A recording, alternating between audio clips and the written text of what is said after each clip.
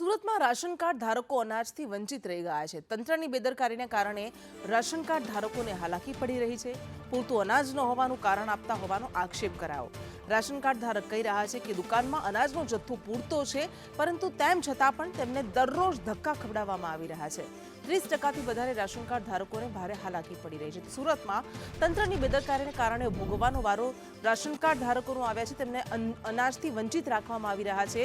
10 થી 31 સુધી રાશનની દુકાનો પર અનાજનું વિતરણ થતું હોય છે। તંત્ર દ્વારા રાશન કાર્ડની દુકાનો પર 24 તારીખે અનાજનો જથ્થો આપવામાં આવ્યો। સરકાર 2 મહિનાનો અનાજ સાથે આપવાનું નક્કી કરેલ છે, મે અને જૂન। તો 13 તારીખે ડિક્લેર કર્યું ભાઈ કે 2 મહિનાનો અનાજ તમારે સાથે આપવાનો હોય। ચલો ઠીક છે, અમે આપીએ, નો ડાઉટ, પણ સમયસર માલ આવી જતે તો ગ્રાહકોને જે અગવડતા હમણાં પડી એ નહીં પડતે।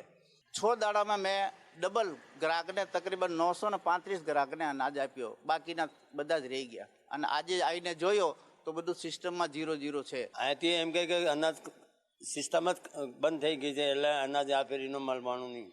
10 તારીખથી 20 તારીખ લગન ધક્કા ખાતા નહીં મળ્યો, પછી મારે કંઈ બહાર જવાનું તો બહાર જઈ હવે આવ્યો। આજે 1 તારીખ આવ્યો તો 1 તારીખે એમ કહે કે સિસ્ટમ બંધ થઈ ગઈ, અનાજ નહીં મળવાનું। કેવાયસીની અંદરમાં 2 ની થેલી છે અને 1 ની કરવા એમ કંઈ આ નથી બતાવતું। એટલે દુકાનદાર ભાઈએ કીધું કે તમે કે સિસ્ટમમાં બતાવતું નથી તમારો અનાજ કે 0-0 છે, હવે કે આવતા મહિને જે આવે તો હું તમને આપીશ। મારો જૂન મહિનાનો અનાજ મળ્યો નથી, મે મહિનાનો હમણાં 15 તારીખ પહેલાં મળી ગયો। અને પછી મારા પાસે મેસેજ આવ્યો કે ભાઈ ડબલ અનાજ આપવામાં આવશે જૂન મહિનાનો।